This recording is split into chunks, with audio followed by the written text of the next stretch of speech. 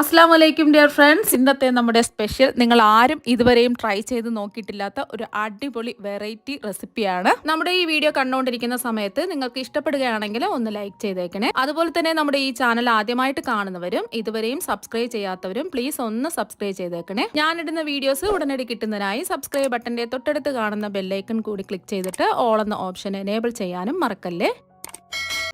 ആദ്യം തന്നെ ഇതിനായിട്ട് ഞാനിവിടെ 1/2 കിലോ വെണ്ടയ്ക്ക നല്ലതുപോലെ കഴുകി വൃത്തിയാക്കി ഇതായി എടുത്തിട്ടുണ്ട്. വെണ്ടയ്ക്ക വാങ്ങുമ്പോൾ നല്ല പിഞ്ച് വെണ്ടയ്ക്ക നോക്കി വാങ്ങണം. ഇതുപോലെ ഒരു വെണ്ടയ്ക്ക എടുത്ത് നമുക്ക് മുറിച്ച് നോക്കുമ്പോൾ അറിയാൻ പറ്റും. കണ്ടില്ല, മുറിഞ്ഞ് വന്നിട്ടുണ്ട്. ഇത് പിഞ്ച് വെണ്ടയ്ക്കാണ്. മുറിഞ്ഞ് വന്നില്ല എന്നുണ്ടെങ്കിൽ അത് മുറ്റിയ വെണ്ടയ്ക്കയാണ്. അപ്പോൾ നമുക്ക് വേണ്ടത് ഇതുപോലെ മുറിഞ്ഞ് വരുന്ന നല്ല പിഞ്ച് വെണ്ടയ്ക്കയാണ്. ഇനി വെണ്ടയ്ക്കയുടെ രണ്ടറ്റവും ഒന്ന് ചെറുതായിട്ട് കട്ട് ചെയ്തതിന് ശേഷം 1 ഇഞ്ച് വലിപ്പത്തിൽ ഒന്ന് കട്ട് ചെയ്തെടുക്കാം. ഇപ്പോൾ വെണ്ടയ്ക്ക മുഴുവനും ഇതാ കട്ട് ചെയ്തെടുത്തിട്ടുണ്ട്. നമ്മൾ കട്ട് ചെയ്തെടുക്കുമ്പോൾ തീരെ കനം കുറച്ച് കട്ട് ചെയ്യാതെ ഈ ഒരു വലിപ്പത്തിൽ വേണം കട്ട് ചെയ്തെടുക്കാനായിട്ട്. കട്ട് ചെയ്തെടുത്ത വെണ്ടയ്ക്ക ഒന്ന് ആവിയിട്ട് എടുക്കുന്നതിന് വേണ്ടിയിട്ട് 2 ഗ്ലാസ് വെള്ളം ഒരു പാത്രത്തിൽ വെച്ച് കൊടുത്തിട്ടുണ്ട്. ഒരുപാട് വെള്ളം വെക്കരുത്, ഒരു 2 ഗ്ലാസ് വെള്ളം വെക്കുക. ഈ വെള്ളം ഒന്ന് തിളച്ച് വരട്ടെ. കുറച്ച് പൊക്കമുള്ള പാത്രമാണ് ഇതാ എടുത്തിട്ടുള്ളത്. ഇപ്പോൾ വെള്ളം എന്താ തിളച്ചിട്ടുണ്ട്. ഇനി ഇതിൻ്റെ മുകളിലായിട്ട് ഇതുപോലത്തെ ഒരു ചെറിയ ഹോളുള്ള അരിപ്പ പാത്രം വെച്ച് കൊടുക്കാം. നമ്മൾ അരിയൊക്കെ വാർക്കുന്ന അരിപ്പ പാത്രം ഉണ്ടല്ലോ, അരിവാല, അതാണ് വെച്ച് കൊടുത്തിട്ടുള്ളത്. അരിവാല നമ്മൾ വെച്ച് കൊടുത്തത് കൊണ്ടാണ് കുറച്ച് വെള്ളം എടുക്കാൻ പറഞ്ഞത്. അരിവാല വെള്ളത്തിൽ തട്ടി നിൽക്കാത്ത രീതിയിൽ വേണം അരിവാല കുറച്ച് പൊക്കമുള്ള പാത്രത്തിൽ ഇതുപോലെ വെച്ച് കൊടുക്കാനായിട്ട്. ചെറിയ പാത്രമൊക്കെ എടുക്കുകയാണെന്നുണ്ടെങ്കിൽ അരിവാല മുങ്ങി നമ്മൾ ഇട്ട് കൊടുക്കുന്ന വെണ്ടയ്ക്കെല്ലാം വെന്ത് കുഴഞ്ഞു പോകും. അപ്പോൾ വെള്ളം കുറച്ച് വയ്ക്കുക, പൊക്കമുള്ളൊരു പാത്രം എടുക്കുക, ഇതുപോലെ അരിവാല വെച്ച് കൊടുക്കുക. അപ്പോൾ വെള്ളം തട്ടാത്ത രീതിയിൽ വേണം അരിവാല വെക്കാനായിട്ട്.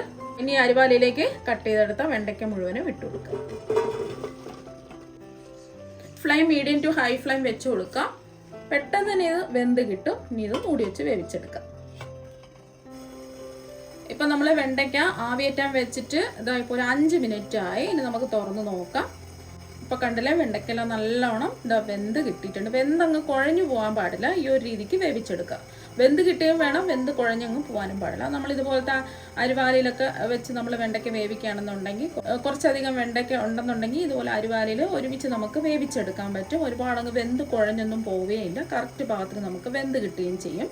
ഒരു കാര്യം ഒന്ന് പ്രത്യേകം ശ്രദ്ധിച്ചാൽ മതി, അരിവാല വെള്ളത്തിൽ മുങ്ങി നിൽക്കാൻ പാടില്ല. എന്നാൽ പിന്നെ വെള്ളം തിളച്ച് വരുന്ന സമയത്ത് ഈ അരിവാലയുടെ ഉള്ളിൽ വെള്ളം കയറി വെണ്ടയ്ക്ക വെന്ത് കുഴഞ്ഞ് ഇല്ലാണ്ടായി പോകും. അപ്പോൾ ഈ ഒരു രീതിക്ക് വേണം വെണ്ടയ്ക്ക വേവിച്ചെടുക്കാനായിട്ട്.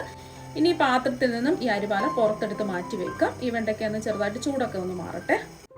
ഇപ്പം നമ്മൾ വേവിച്ചെടുത്ത വെണ്ടയ്ക്കയുടെ ചൂടൊക്കെ ചെറുതായിട്ടൊന്ന് മാറിയിട്ടുണ്ട്. ചെറിയൊരു ചൂടേ ഉള്ളൂ. ഇനി ഇതിലേക്ക് ആവശ്യത്തിനുള്ള ഉപ്പിട്ട് കൊടുക്കാം. ഞാനിപ്പോൾ ഒരു 1/4 ടീസ്പൂൺ ഉപ്പാണ് ഇട്ട് കൊടുക്കുന്നത്. ഉപ്പ് നോക്കിയിട്ട് കുറവുണ്ടെന്നുണ്ടെങ്കിൽ ചേർത്ത് കൊടുത്താൽ മതിയാകും. മിക്സ് ചെയ്യാം. ഇപ്പോൾ ഒന്ന് മിക്സ് ചെയ്തെടുത്തിട്ടുണ്ട്. ഇതിവിടെ ഇരിക്കട്ടെ. ഇനി അടുത്തതായിട്ട് നമുക്ക് വേണ്ടത് കോഴിമുട്ടയാണ്. ഞാനിപ്പോൾ 4 കോഴിമുട്ട ഒരു ബൗളിൽ പൊട്ടിച്ച് ഒഴിച്ചെടുത്ത് വെച്ചിട്ടുണ്ട്. ഇതിലേക്ക് ഒരു 2 നുള്ളു ഉപ്പിട്ട് കൊടുക്കാം. ഇതൊന്ന് ബീറ്റ് ചെയ്തെടുക്കാം. ഇപ്പോൾ ഇതൊന്ന് ബീറ്റ് ചെയ്തെടുത്തിട്ടുണ്ട്. അടങ്ങ് പതപ്പിച്ചെടുക്കേണ്ട ആവശ്യമൊന്നുമില്ല, ജസ്റ്റ് ഒന്ന് ബീറ്റ് ചെയ്തെടുത്താൽ മതി. ഇനി ചൂടായി കിടക്കുന്ന ഒരു പാനിലേക്ക് 2 ടേബിൾ സ്പൂൺ വെളിച്ചെണ്ണ ഒഴിച്ചു കൊടുക്കാം. വെളിച്ചെണ്ണ ഉണ്ടെങ്കിൽ വെളിച്ചെണ്ണ തന്നെ എടുക്കുക. ആ നാടൻ ഒരു ഫ്ലേവറും ടേസ്റ്റും ഒക്കെ കിട്ടും. അപ്പോൾ വെളിച്ചെണ്ണ ഇല്ല എന്നുണ്ടെങ്കിൽ വേറെ ഏതെങ്കിലും എണ്ണ എടുക്കുക. വെളിച്ചെണ്ണ ഒന്ന് ചൂടായതിന് ശേഷം ഇതിലേക്ക് 1 ടീസ്പൂൺ കടുകിട്ട് കൊടുക്കുക. കടുകെല്ലാം ഒന്ന് പൊട്ടിയതിന് ശേഷം ഇതിലേക്ക് 1 ടീസ്പൂൺ ഉഴുന്ന് പരിപ്പിട്ട് കൊടുക്കാം. മുഴുവൻ ഉഴുന്നാണ്. ഒന്ന് ഇളക്കി കൊടുക്കാം. ഉഴുന്നിൻ്റെ നിറമൊക്കെ ചെറുതായിട്ടൊന്ന് മാറി വരണം. ഫ്ലെയിം കുറച്ച് തന്നെ വെച്ച് കൊടുക്കുക.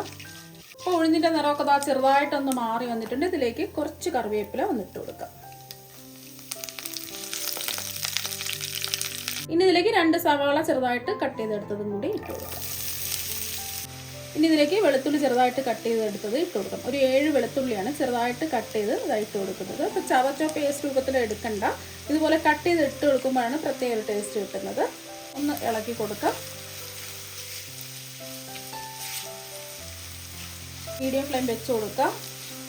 സവാള എല്ലാം ഒന്ന് വാടി വരണം, അതുവരെയും ഒന്ന് ഇളക്കി കൊടുക്കാം. അങ്ങ് ഗോൾഡൻ നിറമൊന്നും ആവണ്ട, ചെറുതായിട്ടൊന്ന് വാടി വന്നാൽ മതി.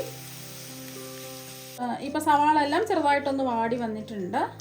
ഇനി ഇതിലേക്ക് 2 പച്ചമുളക് ചെറുതായിട്ട് കട്ട് ചെയ്തത് ഇട്ട് കൊടുക്കാം. ഇപ്പോൾ എരിവുള്ള പച്ചമുളകാണെന്നുണ്ടെങ്കിൽ 1 ഇട്ട് കൊടുത്താൽ മതിയാകും. എരിവില്ലാത്ത പച്ചമുളകാണെന്നുണ്ടെങ്കിൽ 2 എടുക്കുക. ഇനി ഇതിലേക്ക് 2 തക്കാളി ചെറുതായിട്ട് കട്ട് ചെയ്തത് ഇട്ട് കൊടുക്കാം.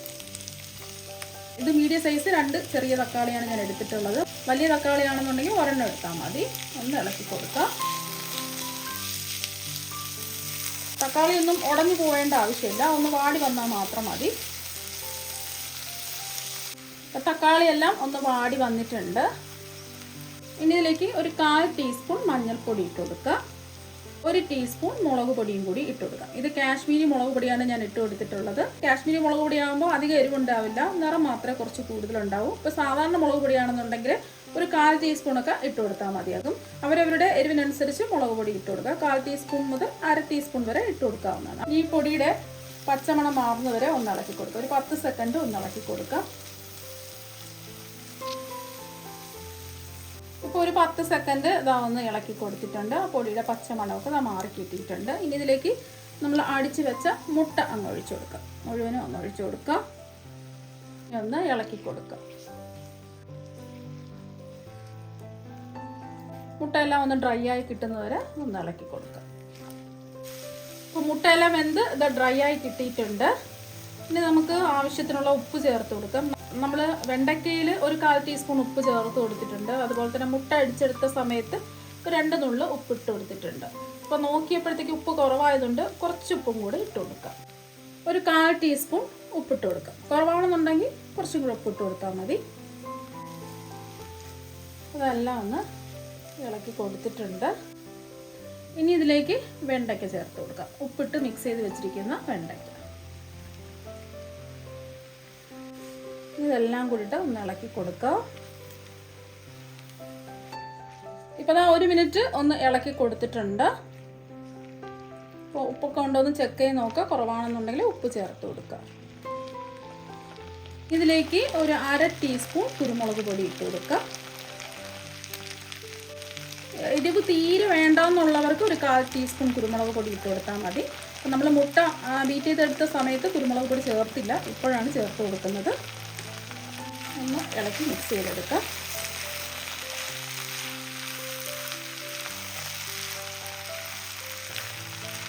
ഇതിലേക്ക് നമ്മൾ ചേർത്ത് കൊടുക്കുന്നത് 1/2 കപ്പ് ചിരകിയ തേങ്ങയാണ്. ഇതിലേക്ക് ചേർത്ത് കൊടുക്കുമ്പോൾ പ്രത്യേക ഒരു ടേസ്റ്റാണ് കിട്ടുന്നത്. ഇനി എല്ലാം കൂടി മിക്സ് ചെയ്യാം. ഇതിൻ്റെ കൂടെ തന്നെ നമുക്ക് കുറച്ച് കറിവേപ്പിലയും കൂടി ഇട്ട് കൊടുക്കാം.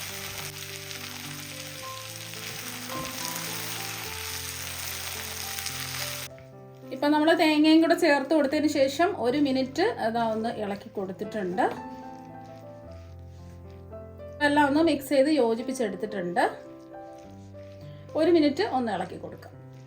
അപ്പോൾ അതാ 1 മിനിറ്റ് ഒന്ന് ഇളക്കി കൊടുത്തിട്ടുണ്ട്. നല്ല ടേസ്റ്റാണ് കഴിക്കാൻ വേണ്ടിയിട്ട്. ഇത് ചോറിൻ്റെ കൂടെ, ചപ്പാത്തിയുടെ കൂടെ, എന്തിൻ്റെ കൂടെയും സൈഡായിട്ട് കഴിക്കാവുന്നതാണ്. നല്ല അടിപൊളി ടേസ്റ്റാണ്. ഇപ്പോൾ ദാ ഇതിവിടെ റെഡി ആയിട്ടുണ്ട്. കുട്ടികൾക്കും മുതിർന്നവർക്കും എല്ലാവർക്കും ഒരുപാട് ഇഷ്ടമാകും. അപ്പോൾ നിങ്ങളെല്ലാവരും മുട്ടയും വെണ്ടയ്ക്കയും വെച്ചിട്ട് ഇതുപോലെ ഒരു പ്രാവശ്യം ഒന്ന് ട്രൈ ചെയ്ത് നോക്കുക. തീർച്ചയായും നിങ്ങൾക്ക് എല്ലാവർക്കും ഒരുപാട് ഇഷ്ടമാകും. അപ്പോൾ നമുക്ക് മറ്റൊരു വെറൈറ്റി വീഡിയോ ആയിട്ട് വീണ്ടും കാണാം. താങ്ക്